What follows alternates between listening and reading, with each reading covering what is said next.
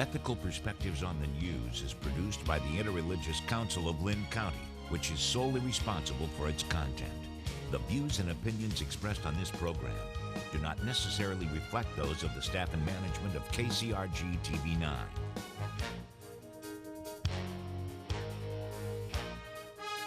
Good morning.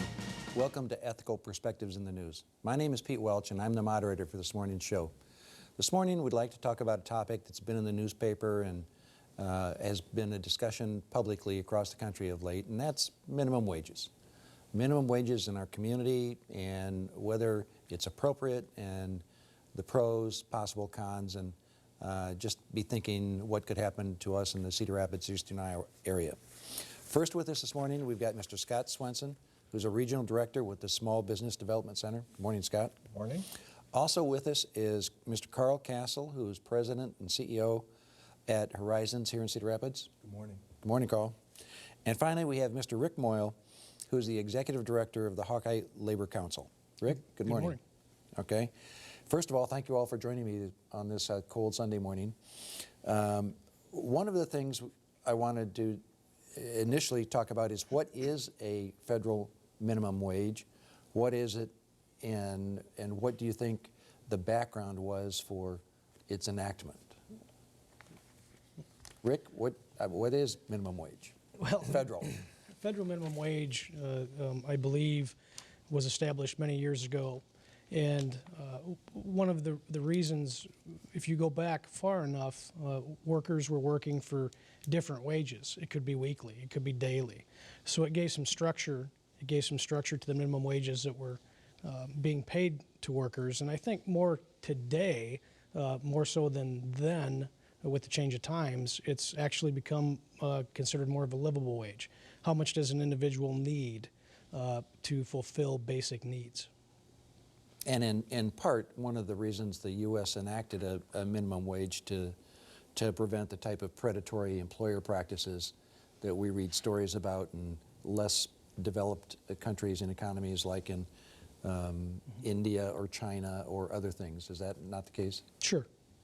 And in our federal wage, I believe it's $7.25, and it was last enacted in, my research said something like 2007. I think the legislation passed in 2007, and then the enactment was, I believe the last enactment was in 2009 to $7.25. Okay.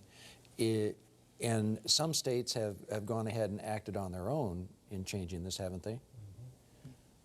Did you happen to see any of those? There's a few. I believe that Washington State is one of those that has done that. There's more. 5 states have done it. They're all located on the coast. And the incorporated town called SeaTac, which surrounds the airport by the same name that services Seattle, has a $15 an hour minimum wage that affects all airport workers. Would that be the end of the dollar value meal at McDonald's? That's a good case for that, right? Yes. Yeah, certainly it's an issue that impacts different regions of the country differently than here in the Midwest. Now, Scott, you're with the business center. What do they do and where are they located? Right. I'm with the Kirkwood Small Business Development Center. We counsel small business on issues they may be having with their business and helping it grow. We also help startups and provide the ABCs of what it takes to get their business started. We may help with business models, business plans, financial modeling, getting their loan presentations put together, that kind of thing. Okay, and certainly the minimum wage or the personnel costs with startup businesses is a major, major factor, isn't it? Sure it is. And probably here in Eastern Iowa, we're in the situation where market wages are considerably higher than minimum wages, and having that difference or that spread in the market, I think, is a good thing for us. Okay. If the minimum wage is raised or lifted, is there sometimes a thought that, you know, a rising tide floats all boats better, so that if the minimum wage comes up, then other wages come up with it too? There can be some pressure on that. It definitely creates some perceptual issues. I think employers, especially small business, prides themselves on trying to pay competitive wages, very livable wages, and being fair to their employees. When the minimum wage gets too close to what that market wage is, then it doesn't feel so good to be at that wage level. So I think an important part of it is to try and maintain that difference, and while still providing a competitive rate. Okay. Well, now, a minimum wage is a big factor in starting a new small business, but there's no guarantee that whenever you start a business that you're going to succeed, and there's still a pretty hefty casualty ratio, isn't there, in starting businesses from scratch? Well, in fact, most small businesses, unless they have part-time workers, are probably starting their labor force at considerably higher than minimum wage, at least here in eastern Iowa. In order to attract workers, they have to be competitive. They have to be competitive with existing business. They have to be competitive with other employment alternatives, and whether they're a startup or an existing business, it still attracts the same. So you're talking about the market forces at work, which can sometimes dictate a higher than minimum wage. Certainly, yep.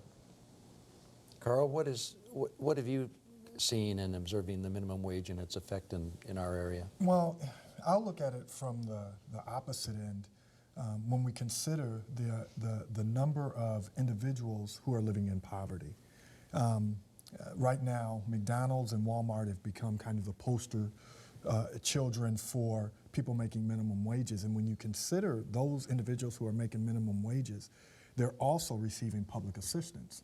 If that be the case, you have one camp who screams, people need to get up, get out, work, don't take public assistance. But then you have those who are working, who are getting public assistance. And so I look at it, we can't have it both ways. We can't have individuals who are struggling to make ends meet still needing public assistance, and then have people screaming saying we need to cut back on the public assistance for individuals. So at one level, we see a burgeoning poverty class.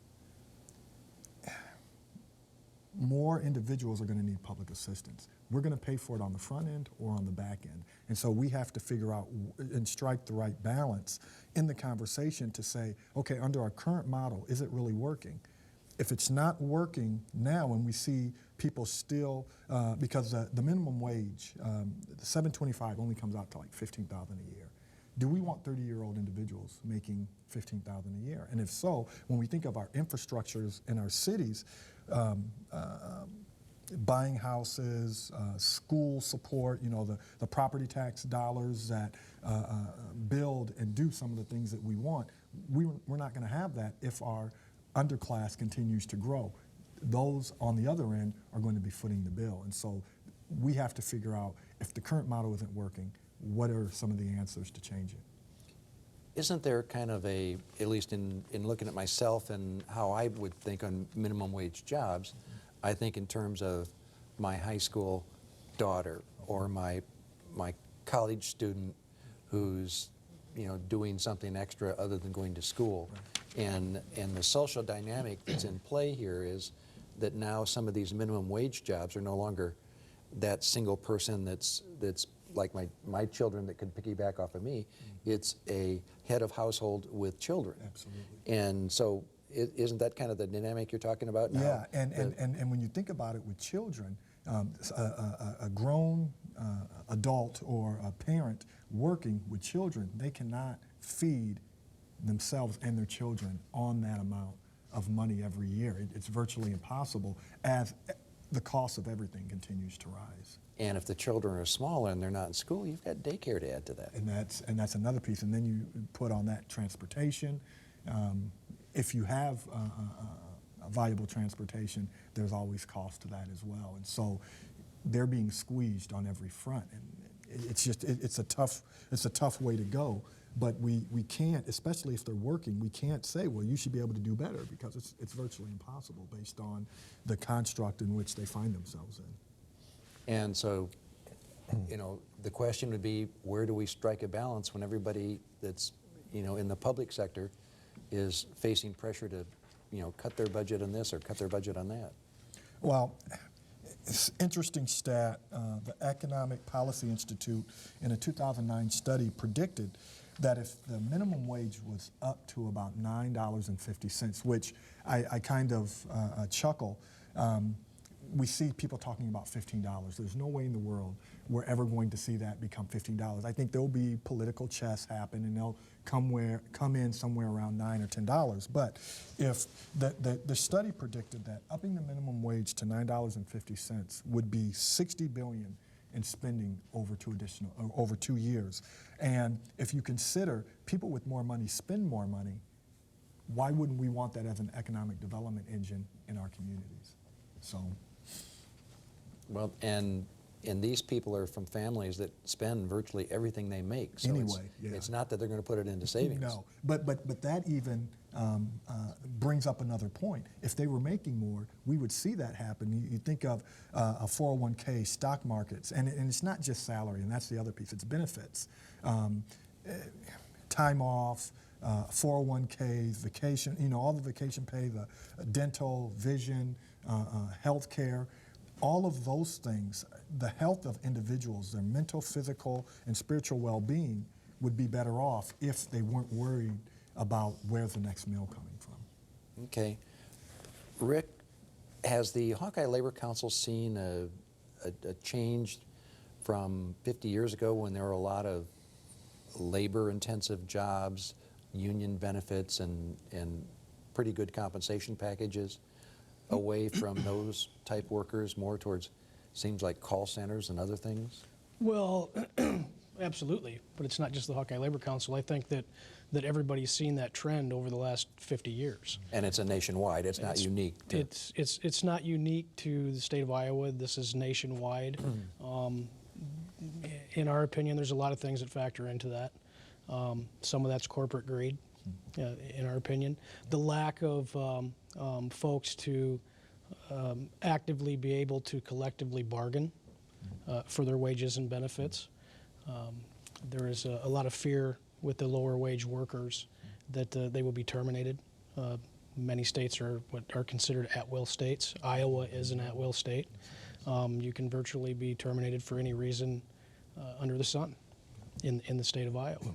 There are some exceptions, discrimination, those types of things, but it basically gives the employer the ability to just come up with a separate excuse. So when you try to organize or you try to speak up and have one of those collective bargaining agreements where you have better benefits and better pay, you're essentially taking a risk to be terminated. Okay, and have any unions ever been successful? There's been quite an issue about unions at Walmart. Have they, nation's largest retailer, have they been able to crack that? There are a few in different states. I do not know of any in the state of Iowa that are organized. I do know that it's not, for organized labor, it's not just to organize workers. It's to make sure that every worker out there has rights, that they make a livable wage. And $7.25, to get back to the discussion of minimum wage, $7.25 is not a livable wage. Not in Iowa, not anywhere in this nation. And I think if you factor in, to get back to some of what Carl was highlighting on, if you think about McDonald's was mentioned, yeah. The median age for a low-wage worker in the United States is 34 years old. You were talking about college students and that age group working. With poor trade acts that have been in effect for quite some time now, our industrial factories, those types of things in the United States have went overseas. And so more of those individuals who used to be considered even what we would call skilled labor now are working those jobs that we used to think, oh, well, that's for a teenager. That's not the case anymore.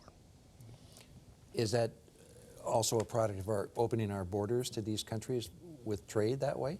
I mean, do we say, a worker that can live better in Mexico on a smaller wage than an American worker, is that fair, or those decisions been made? We just have to live with them. I think that I don't know if that's fair. I think that there we get back to corporate greed again. You know, we'll talk about McDonald's, you were talking about McDonald's. The CEO for McDonald's makes $13.8 million a year. He has access to a private jet. He has his own security squad. And then they're going to pay their frontline workers $7.25 to $8 something an hour. You know, does that weigh out?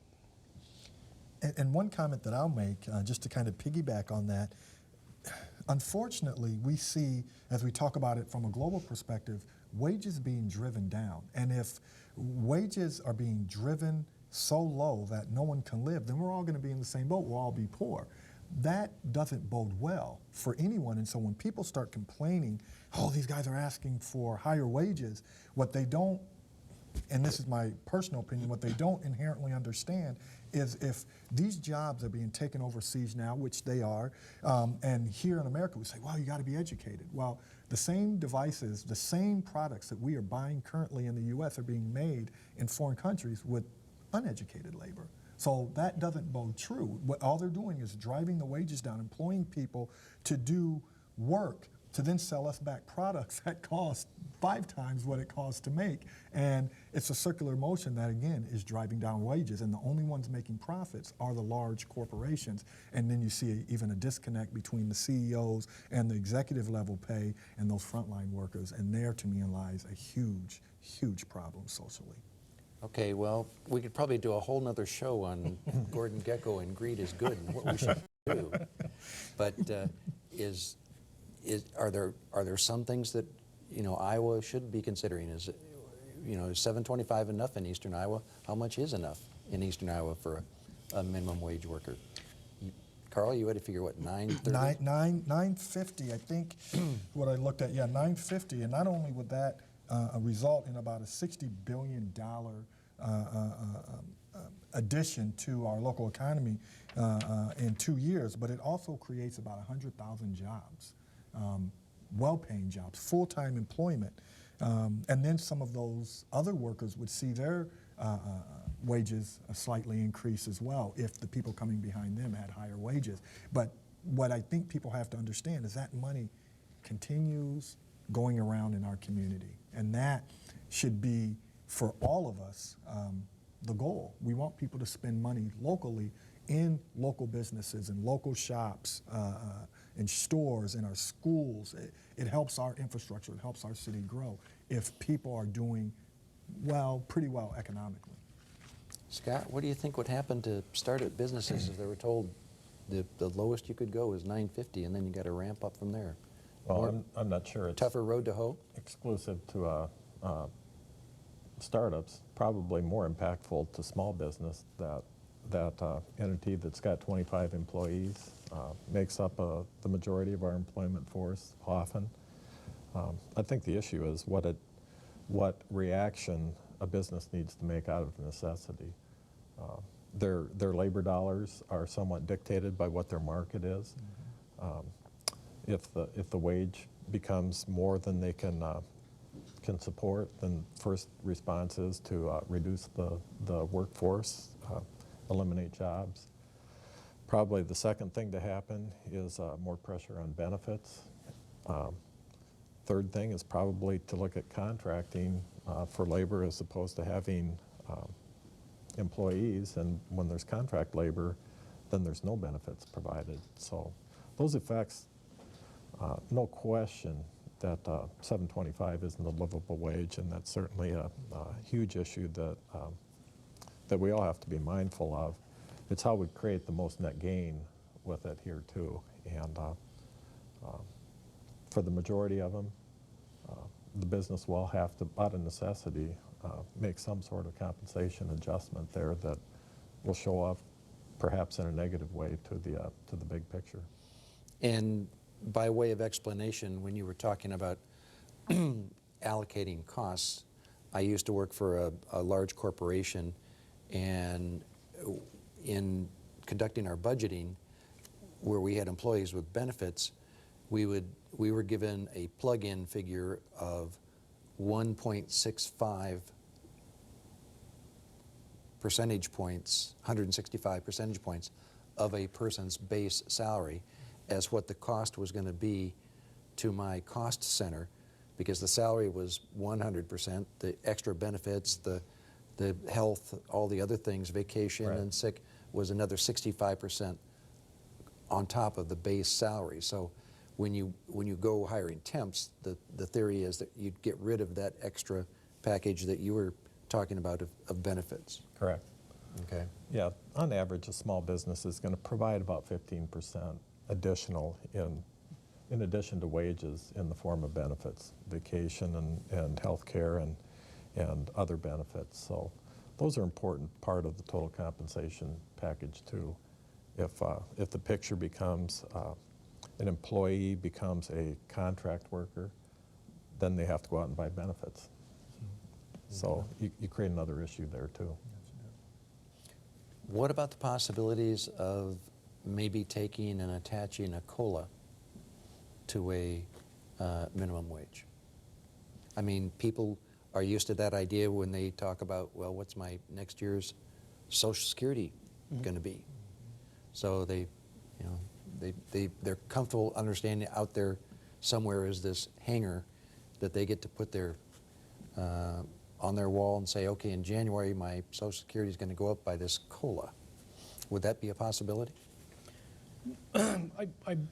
It could be. The Fair Minimum Wage Act of 2013, which they're hoping that may hit the Senate floor at the beginning of next year, actually, I believe, has some of that structure in there. It would bring the minimum wage up to $10.10.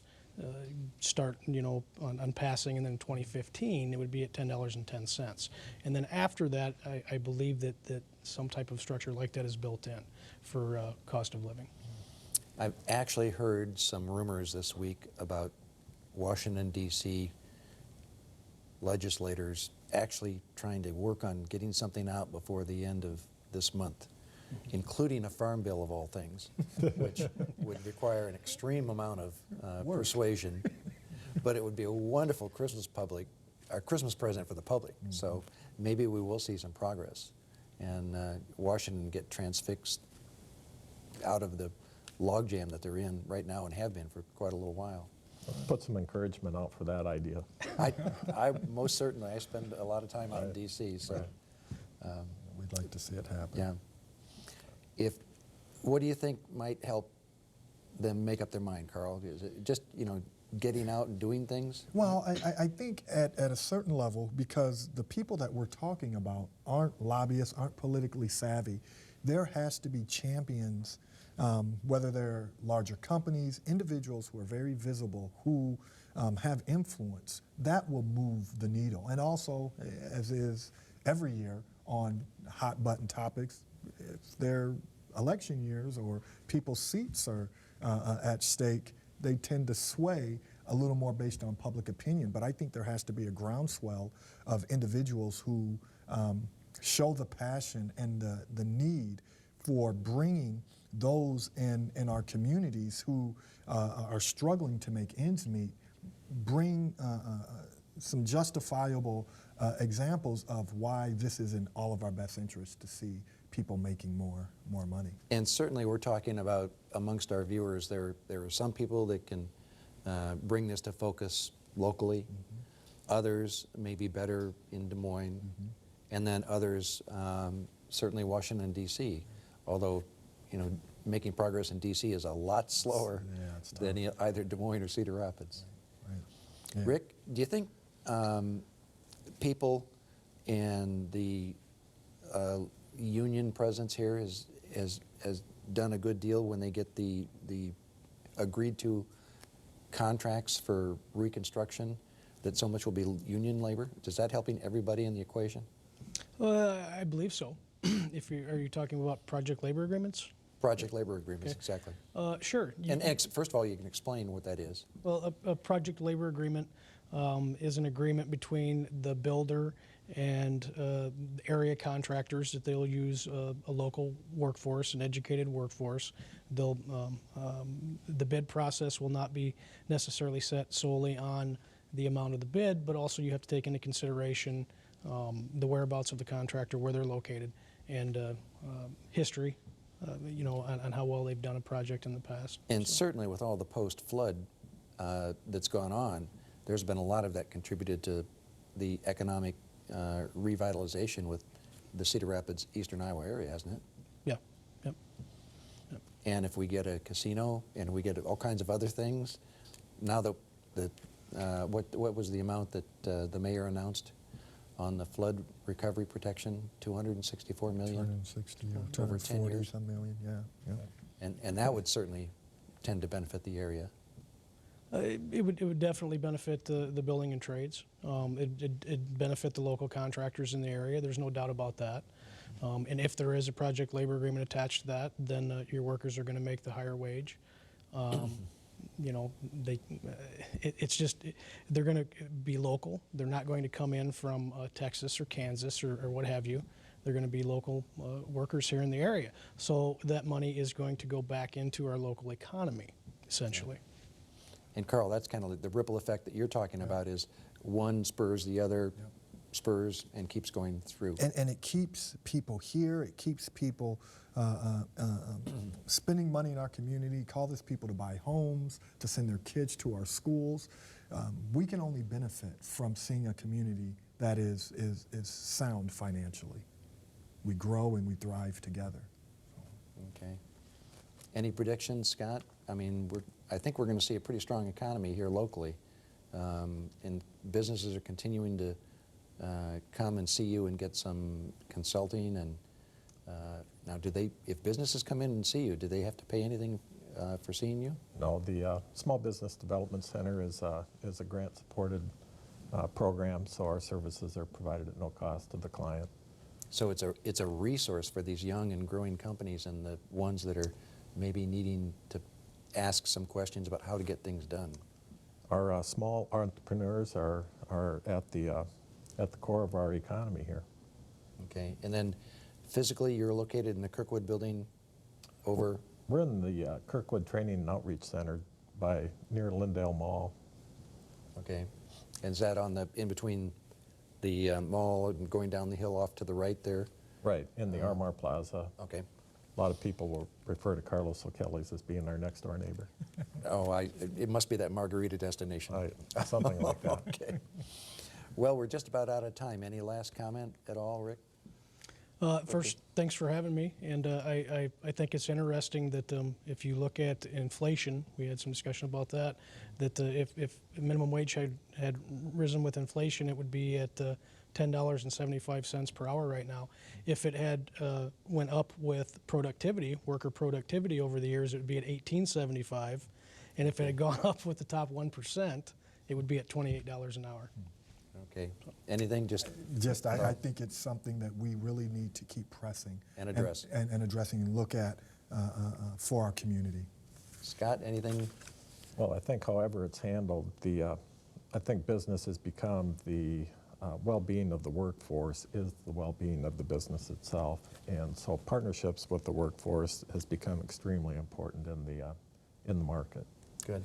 And to all our viewers, I'd like to wish you all a Merry Christmas from the Ethical Perspective staff, our guest panelists, and all the other people here at KCRG. Thank you, and make our community a better place today for all of us.